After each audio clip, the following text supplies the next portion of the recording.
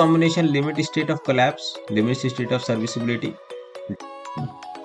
mechanism of shear strength charge. Hello there everyone, welcome to Gate Academy again. And अभी आज हम लोग RCC के दूसरे टॉपिक्स पे जाने पे बात करेंगे कि हमने क्या क्या इंपॉर्टेंट टॉपिक्स डिस्कस करने हैं. तो before going into that we are having very wonderful course here for RRB JE, है ना. रोजी रोटी के लिए ये सब करना पड़ता है. अगर आपको लगता है कि मैं केवल कोर्स बेचने के लिए आता हूँ तो ऐसा नहीं है.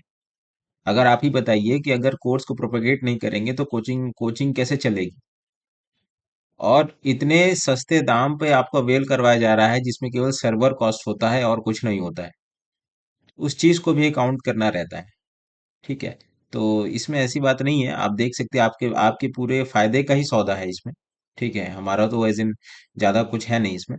बट आप देखिए कि हमारे पास CBT 1 प्लस CBT 2 777 में है, और CBT 1 जो लोग अगर लेना चाह रहे हैं जो 499 में है केवल, तो आप वहां पे जाके ले सकते हो. कुछ लोगों का टेक्निकल अच्छा है तो अगर वो लोग नॉन टेक पे ज्यादा कमांड करना चाहते हैं, कुछ लोग टेक्निकल पढ़े हुए हैं and they are not interested for buying any kind of technical course, तो वो लोग CBT 1 पे जाके और अपना 500 का कोर्स ले सकते हैं. बाकी पैसे से वो चाय समोसा खा सकते हैं या फिर कहीं से टेस्ट सीरीज ले सकते हैं. तो ये छूट आपकी है. तो आगे देखते हैं कि हमारे पास गेट 2025 का एक बहुत अच्छा सीरीज है. 222 में गेट 2026 का है quadruple four, and GATE 2027 course का नाम है क्वाड्रपल 6. सो 207 का इसके साथ जो जो 2026 से 2027 वाले कोर्स में free smart course and dopamine course आपको दिया जा रहा है. तो अगर आप कॉलेज गोइंग स्टूडेंट्स हैं तो इसके लिए आपको कहीं और जाने की व्यवस्था नहीं है, कहीं और जाने की जरूरत नहीं है. और आप डायरेक्ट आप ऑनलाइन अच्छे से आप पढ़ो. एंड कोई भी डाउट्स आते हैं तो आप प्लीज वहाँ पे कनेक्ट करो और डिस्क्रिप्शन बॉक्स में लिख सकते हो. There is nothing to worry about, बहुत बढ़िया डिजाइन कोर्स है. और ऐसा नहीं है कि ये जो हमारा जो आरआरबी जेई का भी जो कोर्स है वो काफी अच्छा डिजाइन है. मेनी भी people are getting benefited from it and they are not getting fooled. कई सारे कोचिंग्स में ऐसा होता है कि भाई कोर्स ले लिए हैं एंड कुछ उसमें है ही नहीं. ठीक है, तो वो सारा चीज को आप देख सकते हो. तो RRB JE and SSC JE का जो हमारे पास कोर्स है 777 में है, काफी अफोर्डेबल है for those people who have unfortunately not clear the SSC JE prelims this year 2024 of SSC JE. So आप आरआरबी जेई का कोर्स ले सकते हो 777 में, है ना. कैंपस रिक्रूटमेंट ट्रेनिंग है 777 में. आपको अगर कैंपस की तैयारी करनी है, रिक्रूटमेंट की, कैंपस में कॉलेजेस आ रहे हैं आपके, अगर आपको वो सब में तैयारी करना है तो आप देख सकते हो कि क्या क्या है. ऑल स्टेट एई, बहुत सारे स्टेट्स की वैकेंसी भरमार आने वाली है सिविल इंजीनियरिंग में. इतना तो मैं जानता हूँ. आगे और वीडियोस में बनाऊंगा कि क्या क्या किस स्टेट में वैकेंसी आ रही है. तो all state AE and JE 777 का कोर्स है ना. इसमें सारा कुछ कवर्ड है. Smart course and dopamine 555 combo मात्र 999 में, तो उसको आप दे सकते हो. ESC non tech many people find it difficult because ESC find, जब तक आपको कॉन्सेप्ट नहीं कवर होगा, जब तक आप कॉन्सेप्ट से नहीं खेलोगे, तो ईएससी के जो एमसीक्यू आजकल होते हैं, आते हैं, जैसे भी आते हैं, तो वो आसानी से सॉल्व नहीं होते हैं. Right, you have to have a gist of all the subject. कोई भी आप सब्जेक्ट आजकल छोड़ नहीं सकते किसी भी टेक्निकल एग्जाम में. ये आपके लिए इतना रूथलेस कंपटीशन है, और ऐसे रूथलेस कंपटीशन में आप कुछ भी छोड़ना तो आप दूसरे प्रतिद्वंदी को मौका दे रहे हो और कुछ नहीं कर रहे हो. GATE subject wise and combo courses available है. अभी टाइम है ईएससी के लिए, नॉन टेक के लिए प्रिपरेशन करने का, तो आप बखूबी जाके कर सकते हो. ठीक है. तो आगे बढ़ते हैं. हमारे पास गेट एकेडमी का ऑनलाइन टेस्ट सीरीज भी है फॉर गेट 2025. सब्जेक्ट वाइज है. बेसिक लेवल इसमें 10 टेस्ट है कि बेसिक बेसिक से उठाएगा और एडवांस तक जाके आपको ले आएगा. सब्जेक्ट वाइज एडवांस लेवल है. इसमें आपके मार्क्स हो सकता है कम भी आए, बेसिक में ज्यादा, एडवांस में कम आए, तो घबराने की जरूरत नहीं है. काम करना है अपने ऊपर. एक हमारी टेस्ट सीरीज हो गई, और आप कहीं और ऑथेंटिकेटेड टेस्ट सीरीज ले सकते हो. 3 4 कोचिंग का तो टेस्ट सीरीज लगाना ही चाहिए. जितना टेस्ट लगाओगे उतना ही बढ़िया है. पीवाईक्यू लगाओ, गेट का कॉन्सेप्ट पढ़ो, पीवाईक्यूज लगाओ. एंड यही मैंने भी किया था, तो वैसे ही मेरी रैंक आई थी, तो वैसे आपको भी करना पड़ेगा. इसमें कोई वो बात नहीं है. मल्टीपल सब्जेक्ट टेस्ट है, 10 टेस्ट है, चैप्टर वाइज टेस्ट है, 100 टेस्ट है, फुल लेट मॉक टेस्ट है, 10 टेस्ट है, तो टोटल 140 टेस्ट है. 140 टेस्ट कम नहीं होता है, तो इसको आपको देखना पड़ेगा. इसी के साथ गेट सिविल पीवाईक्यू का ई बुक है हमारे पास. ई बुक है ना. तो उसको आपको वॉल्यूम 1 देखना है कि वॉल्यूम 1 में हमारे पास देखिए सारे सब्जेक्ट का जिस्ट है. जैसे कि इंजीनियरिंग मैथमेटिक्स हो गया, स्ट्रेंथ ऑफ मटेरियल हो गया, आरसीसी स्ट्रक्चर हो गया, एंड प्री स्ट्रेस कंक्रीट हो गया, स्ट्रक्चर एनालिसिस हो गया, जनरल एप्टीट्यूड हो गई, डिजाइन ऑफ स्टील स्ट्रक्चर हो गया, ज्योमेट्रिक्स इंजीनियरिंग हो गया, कंस्ट्रक्शन मटेरियल्स एंड मैनेजमेंट हो गया, इंजीनियरिंग मैकेनिक्स हो गया। 790 पेजेस का है, सोचिए आप कितने सारे पीवाईक्यूज कवर्ड है साले। ऊपर 38 ईयर्स का आप देख सकते हो पीवाईक्यूज है। नॉर्मली क्या होता है, कई कोचिंग्स अपना पेन पेपर बचाने के लिए, बाइंडिंग कॉस्ट बचाने के लिए 38 ईयर्स नहीं देते हैं, और आज के कंपटीशन में जब तक आप पीवाईक्यू नहीं लगाएंगे तो आपको रेफरेंस नहीं पता चलेगा कि क्वेश्चन कहाँ से कहाँ उठाया है, अगले साल ये क्वेश्चन कैसे आ सकते हैं, इसको आप डिकोड कर पाओगे पीवाईक्यू से। ठीक है, तो आपको ये चीज सीखना पड़ेगा। गेट सिविल का पीवाईक्यू भी है। जियोटेक इंजीनियरिंग है, 227 पेजेस में कवर्ड है। सोचिए जियोटेक कितना इंपॉर्टेंस रखता है। FM is also 199 pages. Transportation engineering 142 pages. Environmental engineering 161 pages. Engineering hydrology 72 pages. Irrigation engineering 37 pages. So total number of pages इसमें 828 है। तो 38 ईयर्स का सॉल्यूशन, और आप प्राइस देख सकते हो 222। कितना ही दाम है इसमें, कोई दाम नहीं है ये। जनरल एप्टीट्यूड ई बुक, तो price rupees 222 plus GST available रहता था ऑन गूगल ई बुक्स पे, है ना। न्यूमेरिकल एबिलिटी, लॉजिकल रीजनिंग, जब मैं तैयारी करता था तो मैंने लगभग 1.5 लाख फीस दी थी कोचिंग की। 1.5 लाख, 1,10,000, 20,000। और उसके बाद ऑफलाइन कोचिंग थी तो वहां जाना ही पड़ता था मुझे। ठीक है, तो और ऐसे केस में कई बार ऐसा होता था कि लेक्चर छूट गया तो छूट ही गया, फिर उसके कोई एक्सेसिबिलिटी नहीं था। बट आपके केस में आप देखिए कितना पैसा आपका बच रहा है, कितना आपकी एनर्जीज बच रही है, कितना आप फ्यूल बचा रहे हो, है ना। तो ये सारा चीज आपको देखना है। और ऐसे केस में आपकी सेविंग्स भी होगी। पहले गरीब बच्चा कोचिंग नहीं कर पाता था, मेरे बहुत सारे दोस्त है जिसके पास पैसा रहता है तो वो कर ही लेता है, बट जिसके पास पैसा नहीं था और एफर्ट नहीं कर पा रहा था वो कोचिंग नहीं जा पाया। बोला कि यार मैं यशोदीप अब सेकंड ईयर फाइनल ईयर के बाद ही जाऊंगा, अब देखूंगा। तो ऐसे केस में वो थोड़ा सा पीछे रह गए। देवर फीलिंग लाइक कि देवर फीलिंग डिमोटिवेटेड। सो ऐसे केस में कि थोड़ा सा ये हरासमेंट होती है, तो उसको अकाउंट करना आपको आना चाहिए कि देखिए आप इतना बढ़िया कोर्स है और 777 रुपीज में आरआरबी जेई का कोर्स है, इधर उधर भाग रहे हैं आप लोग, तो आपको नहीं भागना है। एक साथ तैयारी करिए एक लय में, and nothing will be coming in to your goal, है ना। आपके आप और आपके गेल गोल के बीच में केवल आप हो और कोई नहीं है। ठीक है, तो चलिए हम आरसीसी के टॉपिक के बारे में डिस्कस कर रहे थे। W S M, bond slab and lintel, shear strength हो गया था, स्लैब भी हो गया था कि स्लैब में आपको स्लैब और बॉन्ड स्लैब एंड लिंटल का आज हम कुछ बात करेंगे। कॉलम है, फुटिंग है, रिटेनिंग वॉल है, प्री स्ट्रेस कंक्रीट है, miscellaneous water tank and staircase है। डब्ल्यू, जो लोग नए हैं उनके लिए, जो लोग वीडियो पहली बार देख रहे हैं, डब्ल्यू एस मेथड में हमने critical depth of beam, factor of safety, concrete steel method, ये सब देखे थे। Under reinforced section, balance reinforced section, over reinforced section, ये सब का सारा फॉर्मूला आता है जो आपकी आपको पता होना चाहिए। लिमिट स्टेट मेथड में steel, concrete, critical depth, neutral axis, lever arm, ये सारा चीज आपको पता होना चाहिए। आप देख रहे होंगे critical depth axis equal to KD for development, और limiting depth XU limiting is equal to KD.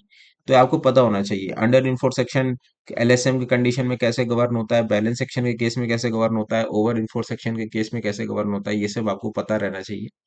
Effective flange width, इस पे मैंने एक रील भी बनवाने को दिया था, तो आप देखिए मेरे रील्स को आप फॉलो करा करो, बिकॉज उसमें बहुत सारे इंपॉर्टेंट टॉपिक्स, मोटिवेशनल ऑल सब कवर करता हूँ मैं। तो आप देख सकते हो। I I don't talk ambiguous, I am not ambiguous ambiguous kind of thing that, कि मैं कोई ऐसा आदमी नहीं हूँ कि जो हम बकवास करूंगा केवल। आपके मुद्दे की चीज, आपके टाइम की चीज, मुझे मुझे पता है कि एक विद्यार्थी के जीवन के टाइम के समय का मूल्य क्या होता है। किसी का 1 साल बीत जाता है तो उसको कैसा लगता है, वो 1 साल और वैकेंसी नहीं भर पाता है। तो कहने का मतलब है कि अपना समय वेस्ट नहीं करना है। बहुत बेरोजगारी है, और इस बेरोजगारी को निपटने के लिए केवल एक ही चीज है कि आपको हर चीज छोड़कर, सब चीज त्याग के कुछ समय के लिए पूरा आपको दृढ़ निश्चय के साथ, डेडिकेशन के साथ अपने गोल पे लगना है। केवल आप और आपके बीच में फैकल्टी होगा और कुछ नहीं होगा। अगर आप हर दिन आपका फैकल्टी आपका चेंज हो रहा है तब भी आप गलत रास्ते। Effective flange with beam casted monolithically, इसका इसका फॉर्मूला आपको पूरा याद होना चाहिए। एसएससी जेई और बहुत सारे जेई एग्जाम्स का हॉट टॉपिक है। आइसोलेटेड बीम क्या होता है ये सब आपको पता होना चाहिए। Numericals of T beam, 3 conditions होते हैं न्यूट्रल एक्सिस का प्लेसमेंट में टी बीम के केस में। कैरेक्टरिस्टिक स्ट्रेंथ ऑफ कंक्रीट के बारे में बात किया था, F M is equal to F C की प्लस 1.65 सिग्मा। इस पे आपको जानकारी प्राप्त करनी होगी from our course. Characteristic load acceptance criteria for characteristic strength of concrete, है ना। तो ये सब सारी चीज आपको देखना पड़ेगा कि 15% होता था क्या होता था। एलएसएम का ये सबसे बहुत इंपॉर्टेंट टॉपिक है। सर्विसिबिलिटी में क्या क्या हम लोग पढ़ते हैं, डिफ्लेक्शन हो गया, क्रैकिंग हो गया, vibration, corrosion, fire resistance, leakage, overturning, collapse में हम लोग टॉर्जन, कंप्रेशन, शियर, फ्लेक्सुलर, ये सारी चीजें पढ़ते हैं। Stress strain curve for concrete आप देख पा रहे होंगे कि इसमें पहले तो एफसीके था, कैरेक्टरिस्टिक स्ट्रेंथ।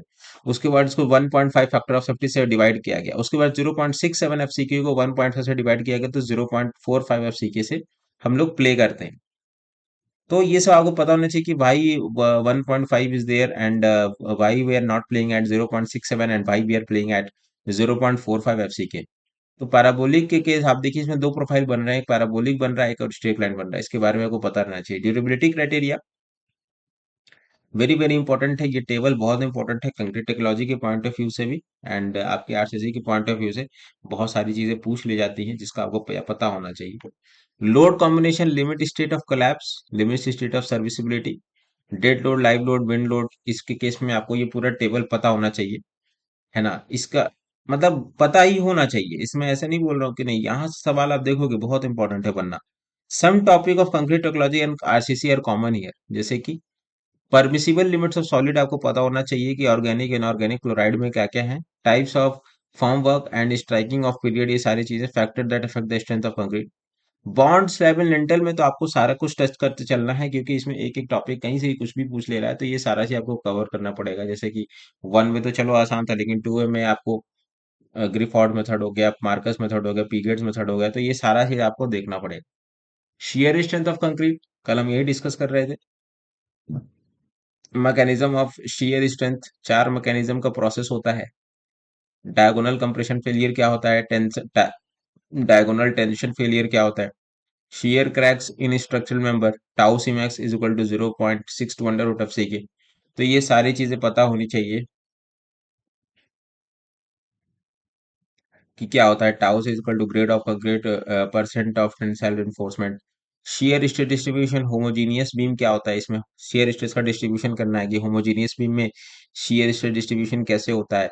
आरसीसी बीम में अगर देखिए, अंडर इनफोर्स है तो उसका डिस्ट्रीब्यूशन कैसे हो रहा है, डब्ल्यू इनफोर्स है तो उसका डिस्ट्रीब्यूशन कैसे हो रहा है, टी बीम है तो उसका डिस्ट्रीब्यूशन कैसे हो रहा है। बीम ऑफ वेरिंग डेप्थ के आजकल बहुत सारे क्वेश्चंस आ रहे हैं।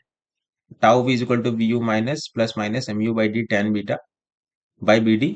और इसमें बीम ऑफ एंगल के अगर वो बीम अगर हॉरिजॉन्टल है पूरी पूरी, तो tau is equal to B nominal force by nominal shear force by B D, है ना। Minimum shear force, shear reinforcement आपको पता रहना चाहिए कि A S B by B S B greater than equal to 0.40 by 0.875 F I. Minimum shear reinforcement क्यों देते हैं, क्या क्या है इसी क्राइटेरिया से आपको पता होना चाहिए। क्रिटिकल सेक्शन फॉर शेयर, ये सारा चीज आपको पता होना चाहिए। Okay, spacing of share enforcement क्या क्या होता है, कि vertical enforcement, inclined स्टीरअप्स, vertical स्टीरअप्स, inclined स्टीरअप्स, bent up स्टीरअप्स, ये सारी चीज आपको पता होना चाहिए। 0 पॉइंट और स्पेसिंग के साथ साथ 0.75 डी किस में यूज करते हैं, डी होता है मिनिमम इसका 300 mm, ये सारा चीज हम लोग लेते हैं। शेयर इन्फोर्समेंट का प्रोवाइड करते हैं जब टाउ माइनस टाउ सी होता है, शेयर इन्फोर्समेंट प्रोवाइड करते हैं टाउ भी greater than tau C max, तो टाउ सी मैक्स की value 0.62 under root F C K. तो यहां तक हमारी बात रही। ठीक है, अब आगे बढ़ते हैं, धीरे धीरे हम लोग आरसीसी का खात्मा करने की ओर चले हैं। कुछ कुछ बॉन्ड स्ट्रेस के बारे में बात कर लेते हैं। एक टॉपिक है बॉन्ड स्ट्रेस, तो उसको हम लोग डिस्कस करेंगे। बॉन्ड स्ट्रेस के क्या क्या प्रिवेलिंग टॉपिक जो कि बहुत इंपॉर्टेंट है वो आपको कवर करना चाहिए। तो बॉन्ड स्ट्रेस में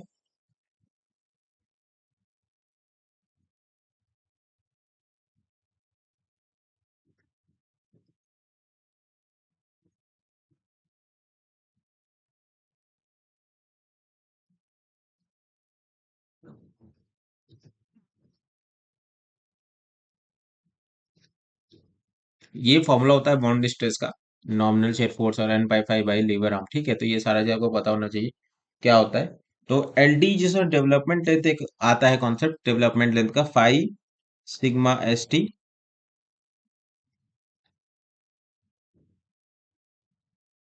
by four tau B D permissible. तो ये सारा चीज आपको पता होनी चाहिए, बहुत इंपॉर्टेंट फॉर्मूला है। इसी केस में डिफॉर्म्ड बार के केस में ये जो स्ट्रेंथ हो जाती है, अगर बार डिफॉर्म्ड है, राइट, डिफॉर्म्ड बार आप लोग समझते हैं इसमें रिबिंग्स बनी होती है, जैसे कि ये स्टील हो गया, तो ऐसे ऐसे इसमें डिफॉर्मिटी बनी होती है ना।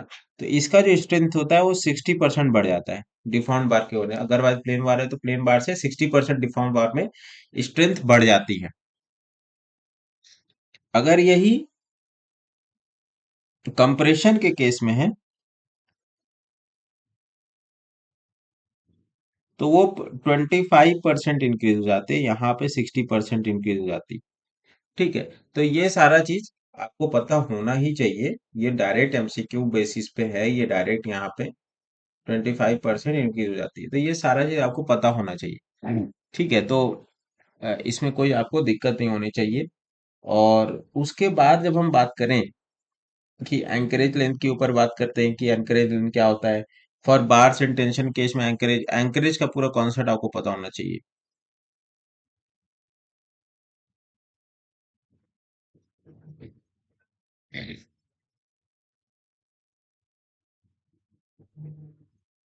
एंकरेज बॉन्ड क्या होता है, ये सब सारा चीज आपको पता होना चाहिए। टेंशन के केस में क्या होता है, इंटेंशन के केस में क्या होता है, कंप्रेशन के केस में क्या होता है, ये सारा चीज आपको पता होना चाहिए। ठीक है। इंटेंशन कंप्रेशन केस में क्या होता है, पॉजिटिव रिइंफोर्समेंट के पॉजिटिव मोमेंट टेंशन रिइंफोर्समेंट क्या होना चाहिए।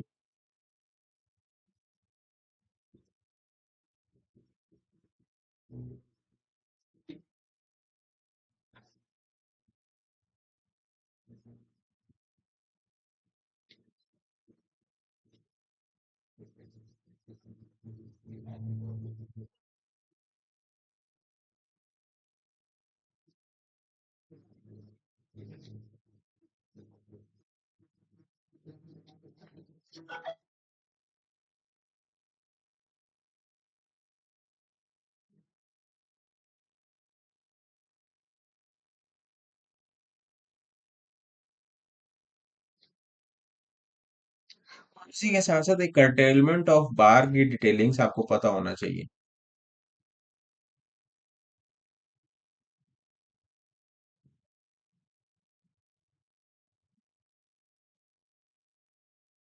ठीक है। ये आपको सारा चीज आपके इस 777 कोर्स में है, इतना बढ़िया कोर्स है। एंड कोई इसमें दिक्कत नहीं है, बहुत बच्चे ले चुके हैं and they are very getting benefited from it, है ना। तो हमारा एक डेडिकेटेड टेलीग्राम ग्रुप भी है एंड आपका व्हाट्सएप ग्रुप भी है, जिसमें कि हम हर दिन आपका रोजमर्रा की सारी चीजें डिस्कस करते हैं। एंड एंड कोई दिक्कत आने से we all faculties are there with you to handle all the consequences. So this is the thing, आपको ये सारी चीजों को पढ़ना पड़ेगा, है ना। इसमें कोई दिक्कत वाली बात आएगी नहीं। अब आगे बढ़ते हैं कि कॉलम का एक कॉन्सेप्ट हम लोग डिस्कस कर लेते हैं। कॉलम कि कॉलम में क्या क्या जरूरी है, कॉलम क्या क्या चीजें होना चाहिए। देखिए वो पता नहीं चाहिए कॉलम क्या होता है। Column pedestal, short column, long column,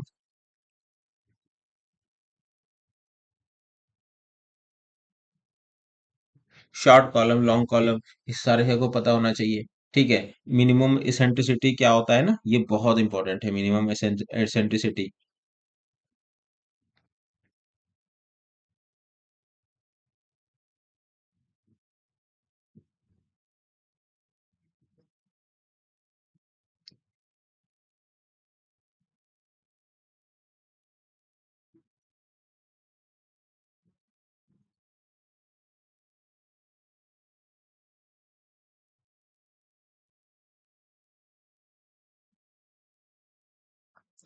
ठीक है। तो इसको आपको अकाउंट करके रखना पड़ेगा। इसी के साथ हम लोग एक मिनिमम एसेंट्रिसिटी क्या होती है, कितना हमको उसको लोड प्रोवाइड करना है, कितने एसेंट्रिक सेंटर से दूरी से लोड प्रोवाइड करना है, तो ये सारी चीजें आपको देखनी पड़ेंगी। उसी के बाद हमको देखना है कि लॉन्गिट्यूडिनल इन्फोर्समेंट कितना होता है।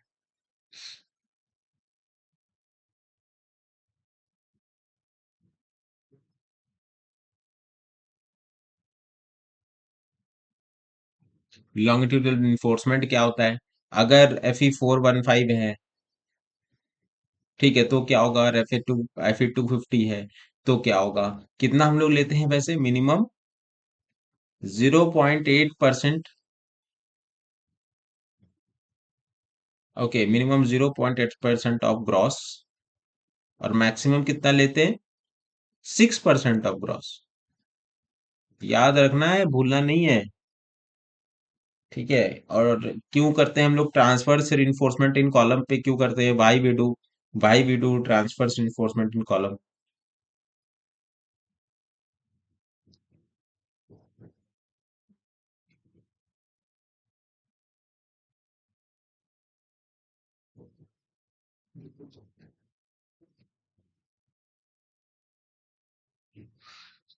ठीक है। आपको पता होना चाहिए कि बकलिंग करने के लिए, डक्टाइल रहने के लिए, बकलिंग ना हो, एक यूनिफॉर्मिटी बनी रही स्ट्रक्चर में, तो इसीलिए हम लोग बकलिंग नहीं करते हैं। इसी के साथ इसको लेटरल टाइज बोल लो।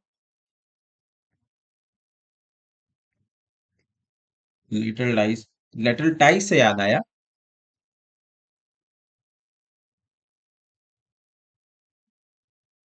लेटरल टाइज से आया है कि इसका मिनिमम डायमीटर क्या होना चाहिए, ये सब आपको पता होना चाहिए। मिनिमम डायमीटर क्या होना चाहिए, मैक्सिमम पिच क्या होनी चाहिए, पिच मतलब स्पेसिंग। जैसे कि ये कॉलम है, इसमें,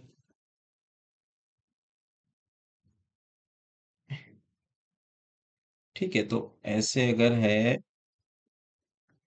ये, this is called lateral reinforcement, this is called pitch, है ना। मिनिमम डायमेंशन इसका क्या होना चाहिए, मिन मिन मैक्सिमम पिच क्या होनी चाहिए, तो ये सब सारी चीजें आपको पढ़नी चाहिए। तो मिनिमम डायमीटर के केस में क्या होता है, इसका जो मैक्सिमम होता है ना, 5 मैक्स/4 6 mm, मिनिमम LLD कह लो, लीस्ट लेटरल डायमेंशन हो गया, या फिर 16 5 मिनिमम हो गया, 5 mm हो गया। ओके। या फिर 300 mm हो गया, इनमें से जो मिनिमम रहेगा वो उसका मैक्सिमम पिच हो जाएगा। पिच जितना कम रहे उतना ही अच्छा है ना, डक्टिलिटी, बस इतना भी ज्यादा ना हो कि एग्रीगेट ब्लॉक हो जाए, एग्रीगेट की वजह से ब्लॉक हो जाए और हनी कॉम्बिंग की जैसे स्थिति पैदा हो जाए। तो कहने का मतलब है कि ये सब सारी चीजें आपको पता होना चाहिए। इसके बाद एक और बहुत इंपॉर्टेंट चीज पढ़ना होगा इसमें, कि हेलिकल रिइंफोर्समेंट का कॉन्सेप्ट आजकल बहुत आ रहा है, कि हेलिकल रिइंफोर्समेंट आसान ही आ रहा है, बट बहुत आ रहा है, कि हेलिकल रिइंफोर्समेंट में पूछ लेता है कि बताओ हेलिकल रिइंफोर्समेंट लगाने से कितना परसेंट इंक्रीज होता है स्ट्रेंथ में, तो वो 5% होता है।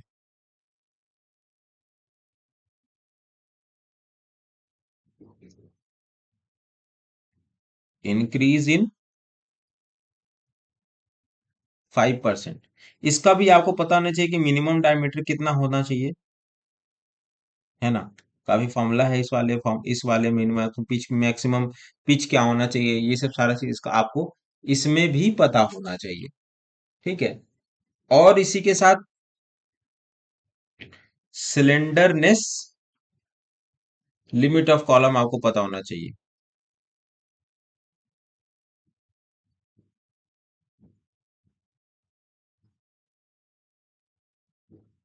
Unsupported length,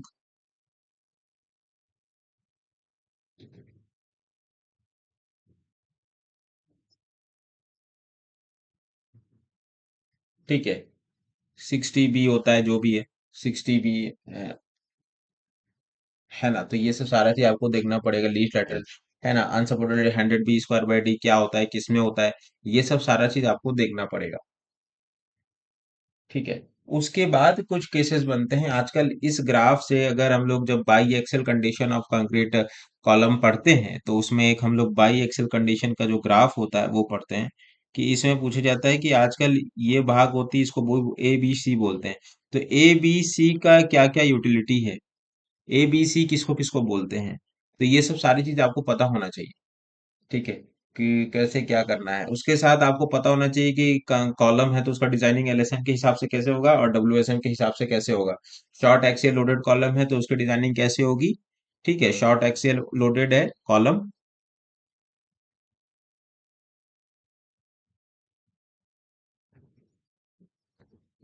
short axial loaded column है तो आपकी PU = 0.40 FCK AC + 0.67 FSC A, sorry FSC नहीं, FYASC, है ना। तो ये सब सारा चीज आपको पता होना चाहिए।